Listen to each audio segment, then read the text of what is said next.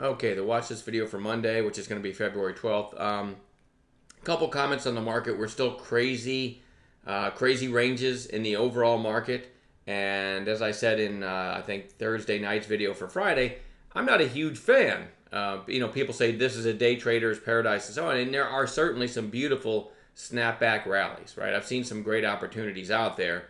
But I'm still a little spooked overall because of what's going on. I would argue that anyone who's trading has never seen what's happening, and I don't mean a market sell-off, right? I've been trading a couple decades probably, so I've lived through literally market crashes. But what we're seeing here is a little bit different, and here's my lame-ass explanation as to why. The VIX, which basically is trade, you can trade volatility. I can't even get my brain around that still because I'm thinking when I trade, I'm buying and selling, stocks in companies that you can actually explain. Well, this is volatility, right? So generally speaking, and please don't email me with intricate explanations of what I got wrong because I'm really trying to put it in simple terms because simple works best for my brain. So you've got volatility. So VXX is one instrument in which people use to, if they think if the market's going to tank, volatility is going to increase, right? The market's going to be more volatile in any kind of a crash. And as you can see, that thesis has played out. But what's really hard to get your head around, and you can do that through like VIX, VXX. So anyone who bought VIX a week ago is pretty darn happy right now. That's a huge move, right? It's almost doubled. But what's really hard to get your head around is there's instruments where you can short volatility, meaning, let's go back to the SPY again. So if the market is just slowly grinding higher as it's been for a couple years now, right? The market is not volatile. It's very orderly and just climbing higher. So it's not volatile. So what's happened? Go back to volatility and let's take the last week or so out of it. It's just a steady decline in volatility. So you can also, if you want to, this is hard to get your head around. If you want to go long the idea of a steady market, you can buy SVXY, or I got that wrong, XIV. All right, so let's take the last 2 weeks or so out of it, and you can see how well XIV. So XIV is, if you buy XIV, you're basically saying the market's not going to be volatile. So let's just look at back here, November of 2016. If you bought XIV at 40 bucks, you can see what's happened. It's gone up to almost 150 bucks, right? The market has not been volatile, so your gamble on the market's not going to be volatile paid off really well until, and these are not, there's no split, there's no reverse split, this actually happened. All right. So when the market starts to get volatile, and these instruments are, to me, from everything I understand about them, pretty much set up to fail. They don't track everything perfectly. They're not exactly opposite of the VIX. As you saw, the VIX, went up almost double. This thing got cut by whatever it was, 80, 90%, right? It all happened in a couple days. So when you're buying stuff like this can happen. You have to know what you own. I would never own any one of these overnight, ever. I don't even trade them, all right? I like to trade companies. So with that in mind, I would say because these strange ETFs or ETNs, whatever you want to call them, these instruments, these crappy instruments where you can get long or short the idea of volatility, and you can see on the day that it really tanked, there was almost 50 million shares traded. There's a lot of people involved in here.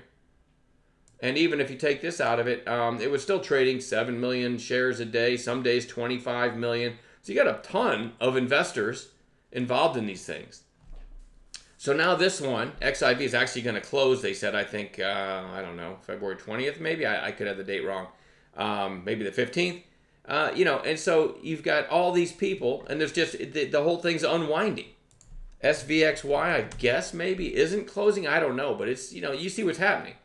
So with all that in mind, and you can't argue that this is affecting the market, right? The market is getting crazier, and I say it's all tied in, and I think it's probably not even being disputed. It's all tied into these short volatility ETFs, ETNs, crappy trading instruments is what I'll call them, CTIs, crappy trading instruments. It's all tied into that. And I think most people don't know what's going to happen from day to day because of the unwind of those instruments, right? I wish they weren't even available. For years, I've never understood the idea of buying or selling the idea of volatility. To me, it's just bizarre. I don't think the instruments should even be tradable or out there, but nobody called to ask me. As a day trader, I like trading companies, right? I like trading the ideas, the stories, the news, the earnings releases, and so on behind companies. So you throw this crap in the mix, and you see what happens to the market. So I'm saying all this without, I'm not getting ready to segue into, so here's what's getting ready to happen. I'm, again, openly telling you, I say nobody's seen this, and nobody really knows how it's all going to play out. I will say the market, my opinion, will find equilibrium soon, and we'll get into hopefully clearly defined trading ranges, and this junk will be over. But having said all, I just want everybody to understand what I think is going on out there. And to me, things are very, very unpredictable right now. So I'm really scaling back on position size and really trying to make sure that all my trades make sense and I've got clearly defined stops and so on. All right. Having said all that, I'm going to go into the watch list now for Monday. It's a pretty short list. And here's a penny stock, TROV, which got news. Let me go to 5-minute candles. You can see how Friday afternoon news hit. And so all of a sudden, all this volume comes in, right? I mean, this thing was doing nothing up until then. Then all this volume. And actually a pretty strong move. So then you go back and look at the daily and say, well, wow, it had resistance back here at 41 cents. After a long move intraday, it actually pierced that briefly, going to 43 before settling in right around 40 cents. And now everyone's got the weekend to digest and study and read and see if the news is actually a big deal or not. And so we'll watch it on Monday and see if the chart tells us, hey, this thing could run again. All right, so that's kind of my thinking on TROV. Remember, I don't hold overnight. I'm a day trader, so looking for things to trade the next day. PIRS, pretty good relative strength on Friday, closing fairly close to the highs. Went up to 879, closing at 859. Definitely want to watch that for a follow-through day. Our DFN had this huge 2-day move. We'd been watching it up until that day for a bounce play, and we definitely got a big 2-day bounce from 1918 all the way to 24. Then a day lower, and then another day, kind of a little hammer candle here. So watching for this one to head back higher again. We'll see. We'll see. Again, only with a proper intraday setup. Typed that one wrong. BSPM is what I meant to type. This one, I just showed you the chart of the SPY, so you know what it looks like. This thing has great relative strength with the craziness in the market.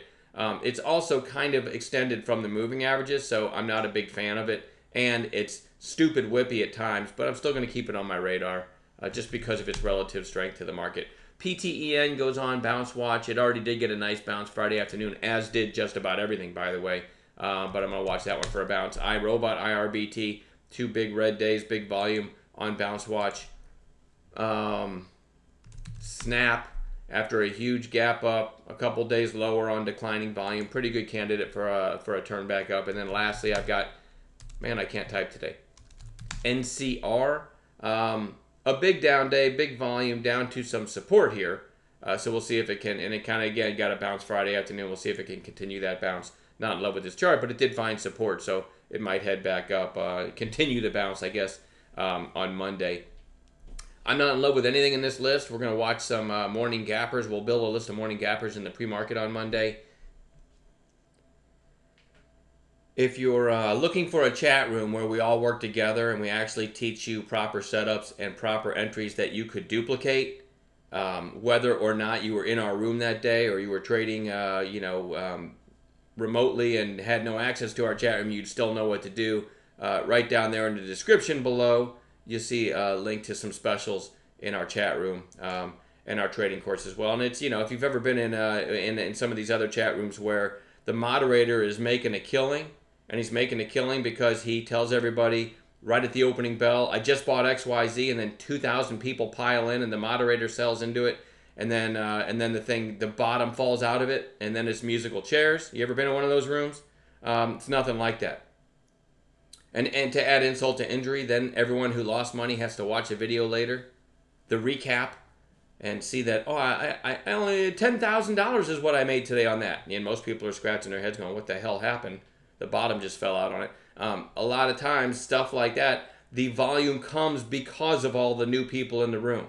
So I would tell you to ask yourself, Does this moderator advertise everywhere and anywhere I go to look about stocks? Do I see this guy's face? And I would contend that you don't have to advertise unless you need new people to push stocks higher so you can make $10,000 a day and leave everybody else in the dust. Really, really want you to give some thought to that, because we actually have a room full of people that learn our setups and identify the setups as the day unfolds, and it's actually tradable stuff. All right, so there's a lot of nonsense out there, but if you're frustrated because you're trying to follow a moderator that's already telling you he bought something, and then you have musical chairs amongst all the members in the room, that you're not learning to trade anyway. Even if you happen to be one of the ones that catch the move and sell before the bottom falls out, you're still not learning to trade. You're completely dependent on following and hopefully, not being caught with the bag as the things fall apart. So keep that in mind. You really want to learn to trade if you want to do this for a living, and be very cautious of some of the stuff you see out there. All right. I'm going to wrap it up. Enjoy the rest of your weekend. We'll see everybody on Monday.